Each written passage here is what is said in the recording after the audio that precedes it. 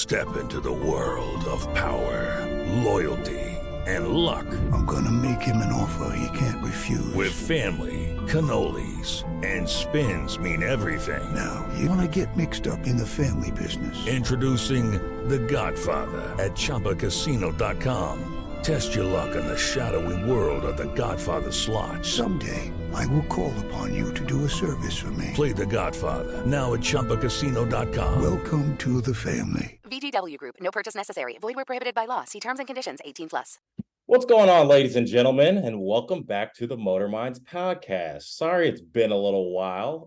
It's me, your host, Patrick McCoy. I'm here again with another one of our crew members, Mr. Charlie.dont.dance.tango, or Chris as we call him. Man, how you doing? Pretty good. How are you? I'm good, man. I'm good. We've got a lot to talk about today with the most recent news that came out with the new Toyota Land Cruiser. There's so much to unpack. Where do we begin on this one? I know. So, I mean, man, if y'all follow me on Instagram, y'all saw my mini rant that I did last night. And it's, so we'll start with the basics. So yesterday, Toyota comes out with, or they've been leading up for a while now that the Land Cruiser is coming back for the past 2 months or so. And I think we knew from the time that they released the GX 550 that it wasn't going to be a 300 series, right? I think that was pretty apparent. And as we talked about in our last podcast, it could be something down market, something that has that's a little bit more consumer friendly, I guess you could say. And I think that's exactly what we got. Now, are we happy about it? I'll give you my 2 cents on it, right? I think it's positive that we got a new Land Cruiser in the US, right? Yeah. Regardless of which form we got it in. I happen to like the size of this offering, given that I'm a 200 series owner myself. It's got the same wheelbase. From what I've read, it's exactly as wide, ironically. Like, they're advertising it as being a narrower, shorter car, but I think they're actually using the width, including the mirrors, just to get a one over on us from a marketing perspective. So from a sizing and packaging component, I would say that this new Land Cruiser for us, which I guess we'll call the 250 going forward. Yeah. Cruiser 250 seems to be a great size. I think all the things we talked about previously, as far as will this thing be a 4-cylinder offering, the answer seems to be yes. Are there any other powertrains in the future? TBD. I'm cautiously optimistic we see the 6-cylinder from the new GX, but as of now, we don't know that. A couple other interesting ones. This is 2-row only, right? Which is right. Raises some questions of like, is there room for a larger Land Cruiser? Is there a room for something else, a higher side of the spectrum, right? The other thing, I think literally probably my 2 favorite features that I saw on this release in the last, it's less than 24 hours at this point. One, cloth seats, right? It's cool to see a base version of this 250 Land Cruiser with cloth seats. The other, of course, for me is the rear differential lock, which I think just seems like such an obvious addition and probably one of the only things I'd say that was missing really on the 200 series. So the fact that you can get that and in a fairly basic version is hugely positive. Yeah, I think you hit it on the head there. Now I do like that it went down market a little bit. But I can't help but the number one thing to me is that they're calling it the Land Cruiser, right? And that's only in the US that they're calling it the Land Cruiser. Overseas, they're going to be calling it the Land Cruiser Prado, which we all know as the baby Land Cruiser, which was the GX 460 as we knew it here in the US previously. So it's really hard for me to look at it as a 200 series replacement. And you can tell by all of their marketing speak that it's not a 200 series replacement. They're saying, oh, it's gone back to its roots with its affordability and off-road capability, right? But, it's a pretty large departure from a 200 series price-wise, and also, I guess, by robustness, too. So you go from the 5.7 liter 3UR that we all know and love, 380 horse, 400 foot-pounds of torque, and it's just it'll tick till the end of time.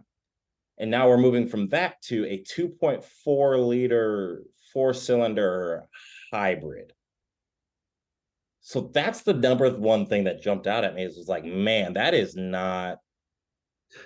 Well, so a couple thoughts. I get the sense that you're pretty entrenched in your view that this should have been called something else. If it had come as a forerunner, for instance, I think people would have been absolutely elated, right? Oh, absolutely.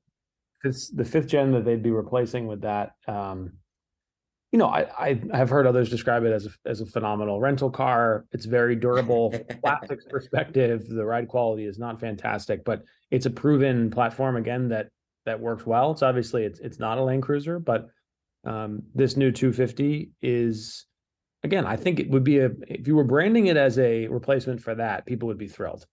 I agree. I mean, and it and the way that it looks, the way that it feels, it comes across to me as a forerunner, right? And the forerunner was based on the Land Cruiser Prado platform. It shares all the same suspension architecture and whatnot as a GX460, which is a Land Cruiser Prado. Now they're doing the same thing here, but they're not calling it a forerunner, which is foreign to us. I think that even pricing wise, yes, did it move up a little bit from the forerunner? Yeah, because it starts in the mid 50s, where the forerunner was more high or low 40s. But most forerunners that are leaving the lot, I feel like are high 50s to mid 50s. And don't let me get started on a TRD Pro that has dealer markup on it that's selling for 70,000. Yeah. Right. For me, there's a couple interesting things in the press release and in the video I was watching the live stream yesterday.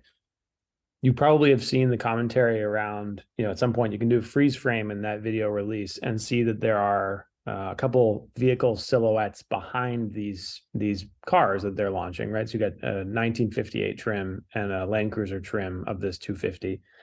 In the release video, there are two interesting vehicles that are sort of still grayed out that are shown behind, and there's a part of me that can't help but wonder, is this the beginning of a Land Cruiser line of vehicles for our market? Right. I mean, this is being optimistic, of course, but play along. A Dodge at some point decides to spin off Ram as its own business line. Right. Mm-hmm. And so the same from, the Genesis brand, for instance. At one point, there was a Genesis model, and then next thing you know, there's an entire brand related to Genesis. There's a part of me that's cautiously optimistic that we'll get, if not one, maybe even two other Land Cruiser either themed or badged vehicles from Toyota. The two that I see as being really huge opportunities for them, one is even further down market, the two-door version with perhaps a roof that's removable and spare tire mounted on the back, what we would think of as an FJ Cruiser replacement, right? Absolutely. A true Bronco or Jeep Fighter or something in 100%. My head that you could option with 35s from the factory, pretty stripper model. Yep. It's got, front and rear locking diffs, that kind of thing. But we know that Toyota is always going to err on the side of, what do you say? They're going to be a little bit more cautious in the way that they do things. They're never going to go as big and brash as Ford or Jeep would. Perhaps not. Yeah, perhaps not. So that's one. I'd say one is this idea coming back to that there's a possibility for something like that. And in that model specifically, if it were to show up, I would hope for a wheelbase that's even shorter than this 250, right? You would hope that you've got I would say even more Spartan interior of, it would be great to have a vinyl, even hose down floor. Like we're not looking for luxury, add-ons and options here. We're looking for basic, no frills, but something that you can take off road. If you look at that freeze frame though, and I know we don't have it to show, right? But look at the right side of that stage when they're releasing that, there's actually something even bigger on the right, which is very interesting to me because perhaps there's room for something between a 250 and a 300, right? I also don't know for sure if we can say that we'll never get a 300 series here. My sense is that if we suddenly had dramatic increase in sales, and I think that most people are assuming that we will, I don't see any reason why we couldn't get the 300 series. If we look at the 200 series as having been around for literally 15 years or something, right? Right. From it's 07. It's possible that we could have, a 5-year period where the 250 is the Land Cruiser being sold in this market. And if there are enough of those sales, same with the LX600, if there are enough sales from those similar vehicles, we could end up with a 300 series Land Cruiser here. I haven't ruled that out, but Right. think, Whatever the refresh or update is of the 300 series or mid. I think so. That one, I think that there's, one idea coming back to is like there's room for more Land Cruiser models, and perhaps those are already queued up. The other is one thing I love that was in the press release from Toyota on the 250, we'll call it, was this. It's kind of buried Also, in there. time out. I also love the how you're just calling it the two. We're not calling it the Land Cruiser. We're calling it the 250. Just Well, I think we should be honest with ourselves and just call it. I mean, it's going to be simpler to avoid the headache of, is it a 4Runner, is it a Land Cruiser, is it a Prado? right. It's a 250. Series, So all of us know what the 200 series is, right? When we talk about 300 series in the US, we're talking about an LX 600. For now, I'm just going to call this the 250. right. And I think that one of the things I was most excited about, back to the, if we focus on our positives to start at least, in that press release, there's mention of a parts catalog essentially of accessories that's over 100 options at this point, right? Which included off-road recovery gear, lighting, roof rack accessories, and all the rest. If there's a way for us to receive sort of whether it's ARB or others, and I think ARB likely would be involved based on their involvement with the Tacoma, with the Tacoma, yeah, get that kind of support from day one from the aftermarket with Toyota's blessing, we would end up with something really, really cool. Because as you and I know, we spent a ton of time modifying the 200 series Land Cruisers that we own, and even when you choose really high quality aftermarket parts, it's not really the same as having something coming from the factory, or even if it's port installed options, right? But it also gives Toyota the opportunity to fully finance these things for buyers, which to me is fascinating. So yeah. imagine And that's like you show up and you're like, I want the bumper, the winch, the snorkel, the lights, the roof rack, and you have one payment from your Toyota sale, which I think would just be fascinating. Oh, that's super fascinating. And this is what I keep going back to, right? We're talking about it from an enthusiast standpoint of we both drive 200 series. So obviously we're going to be partial to the 200 series and all that it is, with its 8,500 pound towing rating and robust axles and V8 and all of that. So if it was anything but that, then there was going to be something to say about it, right? Obviously. But from a business sense, what Toyota is doing is basically a no-brainer, right? I'm sure that their accounting said, hey, there is no way that y'all are going to bring the 300 series here because you don't sell more than 3,000 units a year of the 200 series. So why would we make that transaction? We can already assume that Toyota USA was probably not making much money on the 200 series as it was, right? So they had to do something different. And they can already capitalize on what is the 4Runner market, right? Which is, again, that $50,000 to $60,000, maybe more. They're seeing what they can get with added dealer markup. So, I think this was the only way for them to go. But that just goes to show, like some enthusiasts are going to be mad. And in Car and Driver's article, they said, well, only 3,000 people a year ponied up the cash for the 200 series. So how many naysayers are there actually going to be?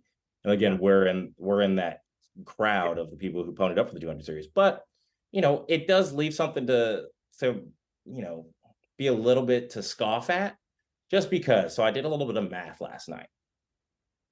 The Land Cruiser that everybody knows and loves, and I've heard a lot of people say that the 80 series Land Cruiser is the quintessential Land Cruiser. It is comfortable, but not overly comfortable, and it has extreme off-road capability without sacrificing reliability and serviceability, right? So that is what we all kind of have come to know and love. And if you ask any Land Cruiser enthusiast, they're like, oh man, the 80 series is great. That, when new in 1996, I don't have exact numbers, was about $45,000. Now, adjusted for inflation, that is about $85,000 to $87,000 in 2023 money. Now, we know inflation's been going fucking crazy, but still, $87,000 is basically what the 200 series started at.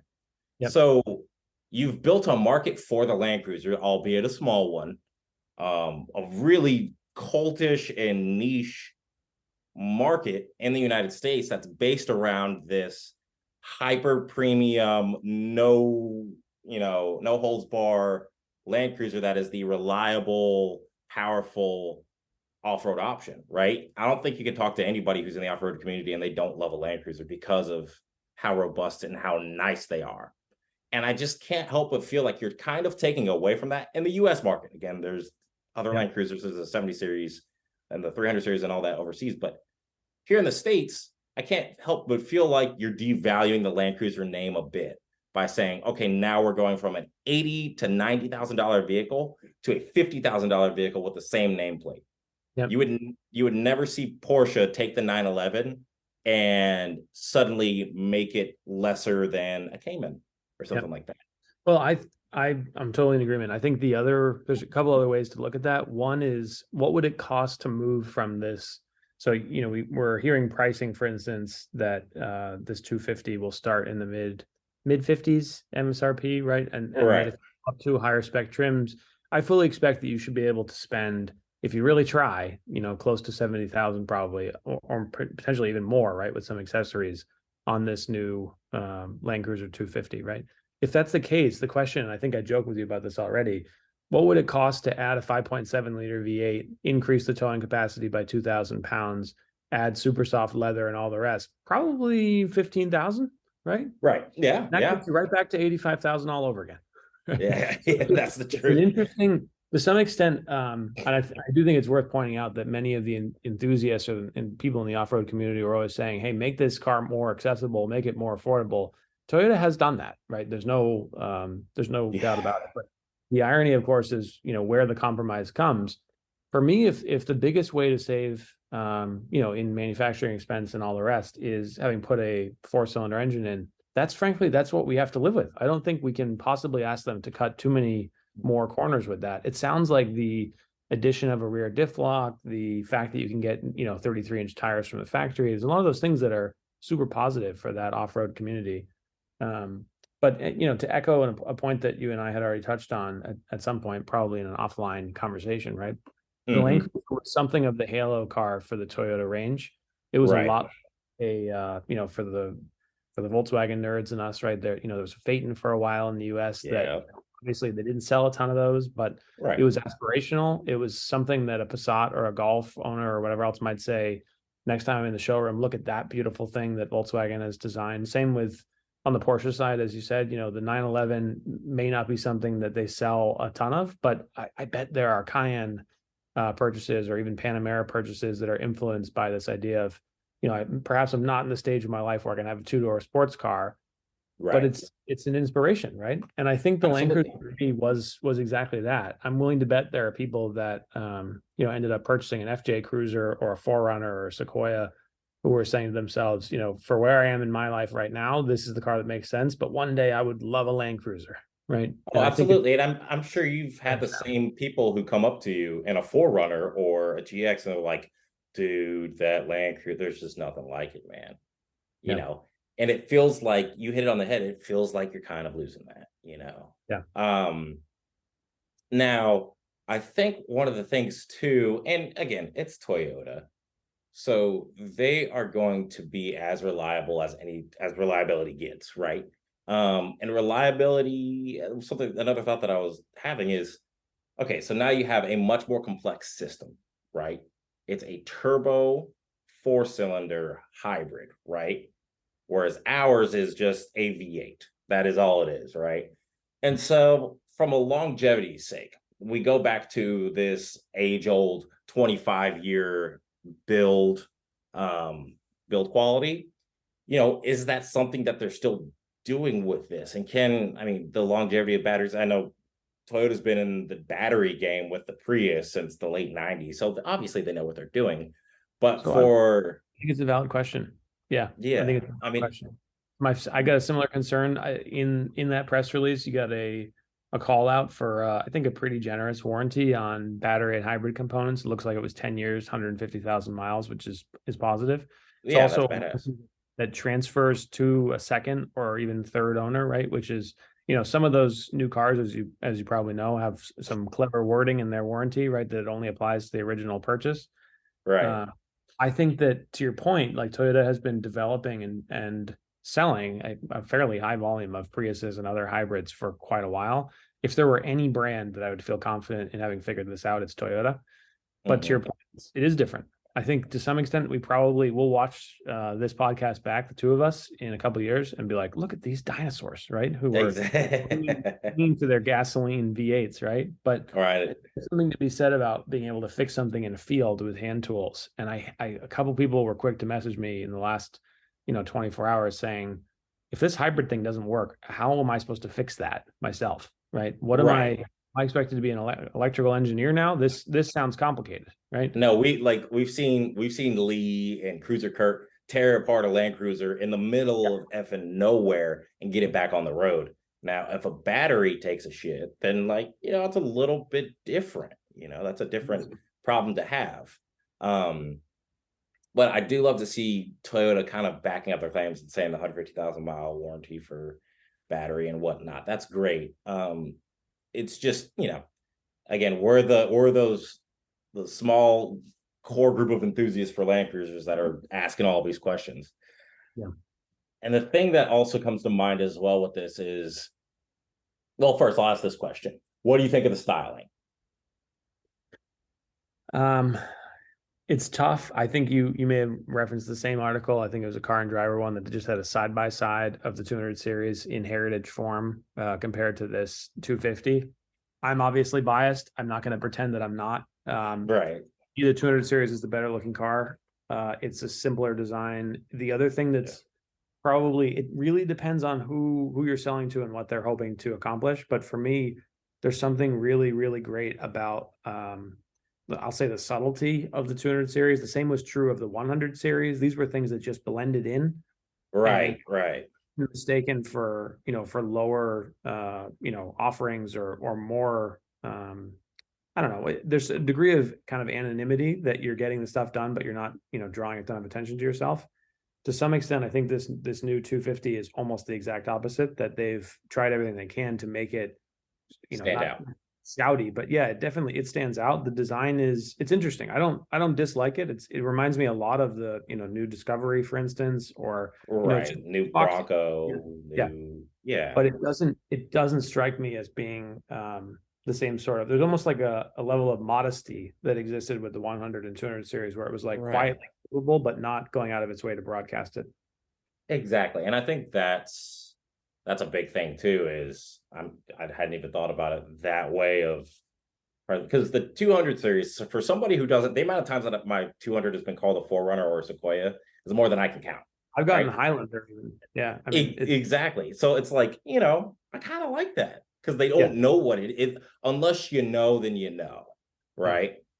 Then, I just don't know if the Bronco, and I've seen so many pictures, and it's kind of cliche, but I've seen so many pictures of it side by side to a Bronco Sport or a Defender or something, and it's just a little too cookie cutter. They followed exactly what everybody else is doing, and of course they would. Again, the accountants have a lot of say in this, and they said, look at what's selling over there. So they expect to sell, I think you saw in the numbers, right? They expect to sell more units in the first 2 months or something of this first edition 250 than they did for an entire year production of the 200 series, right? Well, yeah, they're doing 4,000 or 5,000 units of the edition one. Exactly. And I think that they will sell those. I have no doubt that they'll sell those, right? I think the other thing that keeps coming to mind for this is, maybe there's some other part of this that we're missing. Can you think of the last time that a new car was released where there was a different set of headlights on different trims, and not just different bulbs or different, lighting elements or else? We're talking about a completely different style, shape, etc. Outside of an F-250 where it's you get the LEDs or the halogens. No, this is one LED or another LED. It's seriously though, on a Super Duty, in that example, is the overall shape of the headlight fundamentally different?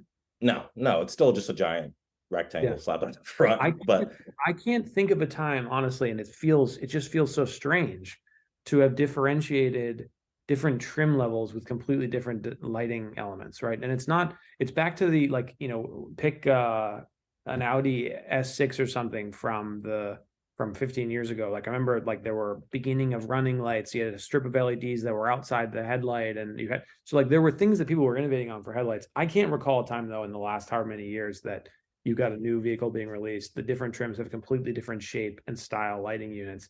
And for me, it's I'm cautiously optimistic. You've heard me say it already. I still feel as though there's room for one or two more Land Cruiser models, and I'll say Land Cruiser like in air quotes, right? But Right. maybe there's a part of me that thinks that these rounder ones will be, more like the utilitarian, think FJ Cruiser, FJ40 style vehicles, and that those rectangular ones will be more in the vein of a 60 or 62 series, rather kind of more Right. square side. And you could maybe have a case there for a more luxurious 250, maybe we'll call it 260, 270, whatever it is, right? But 275 kind of thing. maybe Yeah. there's room for more there. I thought the headlight choice was super interesting. It's very rare in my opinion to have seen that, and I keep going back and forth of, did they try and do this by committee and they couldn't decide, so they released both, or is it indicative of something of a product strategy that we're not aware of yet? Yeah, that's totally true. Because in my opinion, from what most people I've seen, is like the circle retro headlights. If you're gonna go a boxy retro shape, then you have to have the circle headlights. I think the one with the rectangle headlights doesn't look all that great because I don't know, it just doesn't look that great to me. No.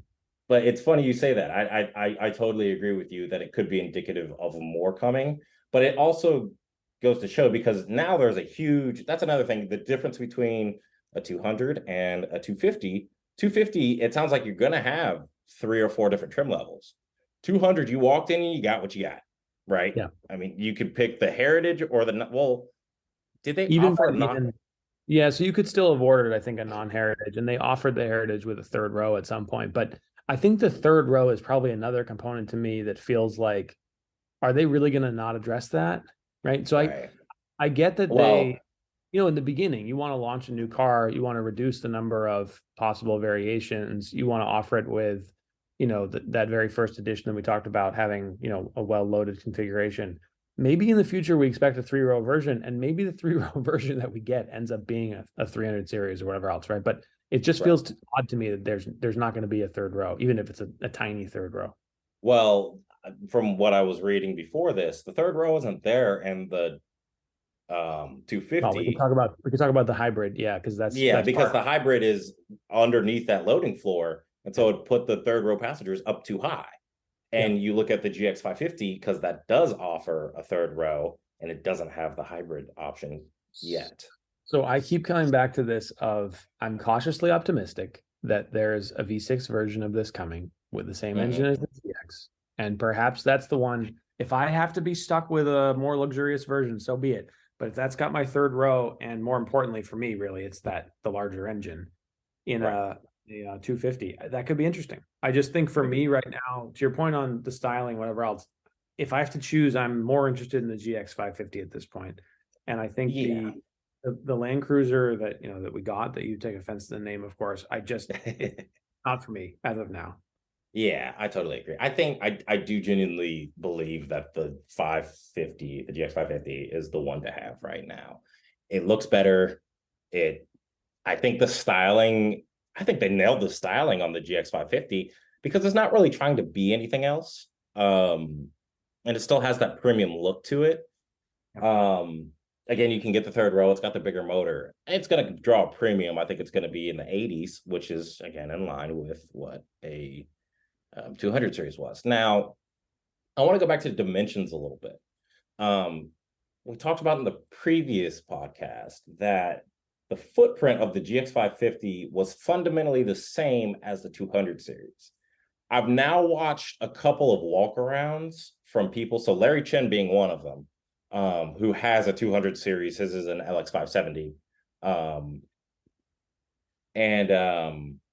I think that he said it does have a smaller presence than the 200 series does. Right. So I think I'd just like to see how it plays out with it. Because if you can sit in one and you can fit all the stuff that you can in a 200 series, then, I have less of a problem with that. But dimensions only show so much of what can actually fit in the vehicle and how comfortable you are in it. What are your thoughts there? I think that, so they're playing some games with their wording on this stuff. Mhm. The wheelbase, I think they at least from my perspective have been fairly transparent on the wheelbase is the same, right? So the Right. wheelbase has been the same going back all the way to the 80 series, 100 series, 200 series. Now Right. the new GX and ultimately this 250 Land Cruiser all seem to have that 112-inch wheelbase, right? Right. The overall dimensions, I think they've done some, we'll call it shaping, I guess, of the sheet metal to make it appear as though it's a kind of a more aggressive style on the 250.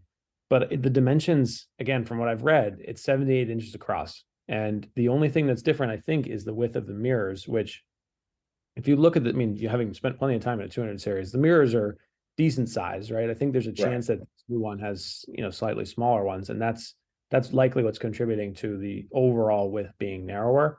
But honestly, I think the dimensions are almost exactly the same. The only other thing I guess that is interesting is the fact that after all this work, somehow the approach angle seems to have somehow been better on the 200 series, which is bewildering, right? So Yeah. it's not only is it longer by an inch and a half or something, but somehow even with the overhangs and all the massaging they've done on this new 250, the approach angle is somehow superior on a 200. So I don't know if that's just because there's some low hanging front plastics to improve. I assume again it's a fuel efficiency thing, like they're trying to meet some EPA numbers or something. But it seems odd to me that you wouldn't have had dramatically better approach angle.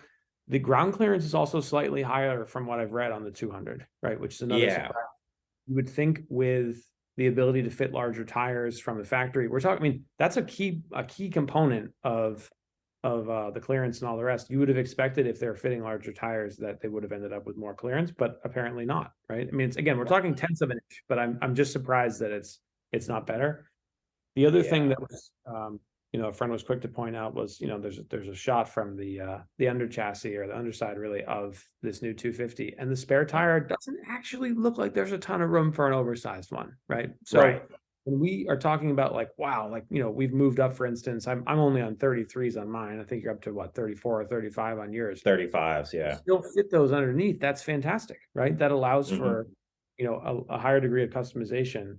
What's interesting to me is I was always under the impression that like, hey, if this thing starts with 33s, like, can we get to 37s? Like, how does, I would have Right. If we could go to 37s, then you might have me Yeah. sold. I don't know. Yeah, then there's a Yeah. totally different conversation there. But the irony, I think, is that in the packaging, they assumed probably 33s were enough, and maybe there's not enough room for a larger tire under there, right? So it's still, a lot of this is TBD. That disclaimer, I think, is worth throwing out there. But from what we've seen so Yeah. far, there's a lot of interesting details still unknown.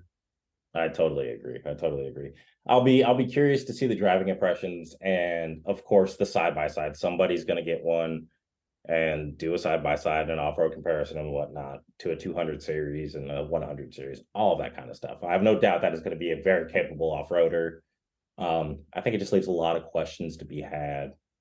Like you said, for the fate of the Land Cruiser in the United States. Yes, of course, I have to call it a Land Cruiser. I don't personally feel that way, but it seems like there may be opportunity for more. And then it also begs the question, what happens to the Forerunner? Because now you're playing in the Forerunner's territory. So Good question. Yeah, I think as we had alluded to in our offline conversations, if Toyota is able to upsell 25 or 30 or even 50% of Forerunner buyers into this new 250, they're going to make a fortune, right? Right. They are able to sell these at I would assume a higher average sales price.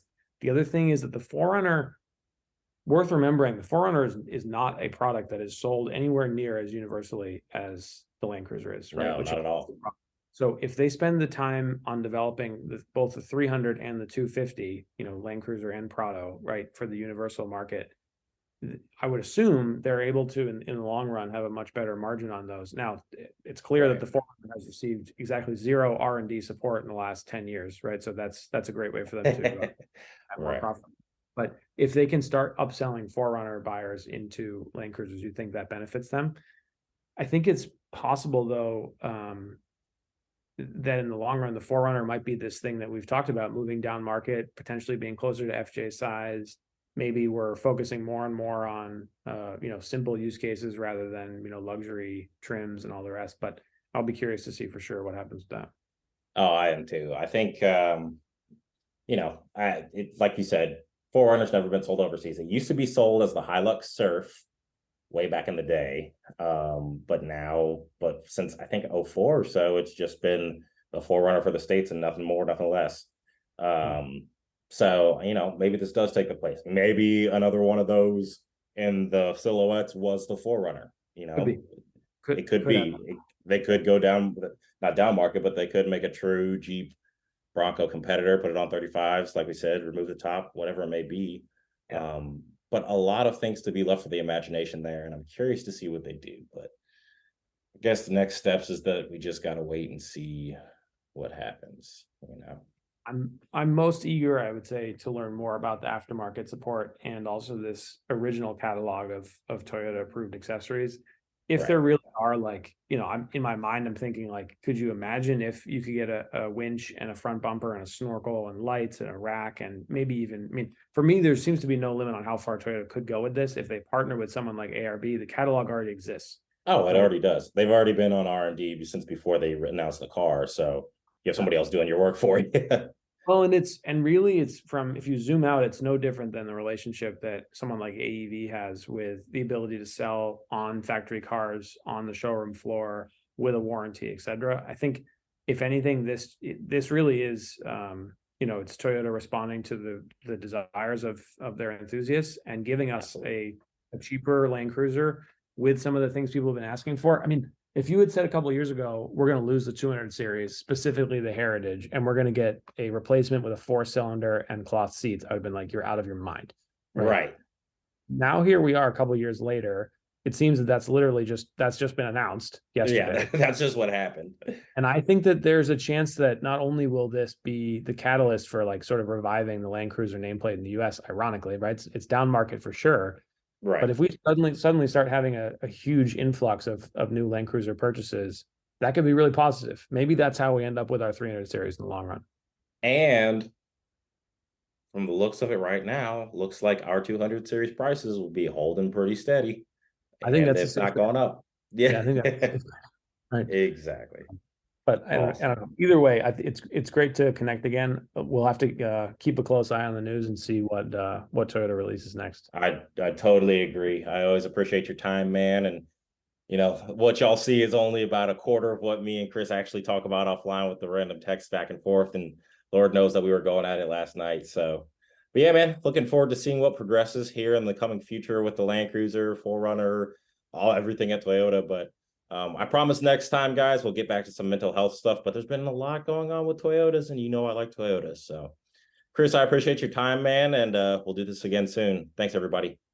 Hello, it is Ryan, and we could all use an extra bright spot in our day, couldn't we? Just to make up for things like sitting in traffic, doing the dishes, counting your steps, all the mundane stuff. That is why I'm such a big fan of Chumba Casino. Chumba Casino has all your favorite social casino-style games that you can play for free anytime, anywhere with daily bonuses. That should brighten your day a little.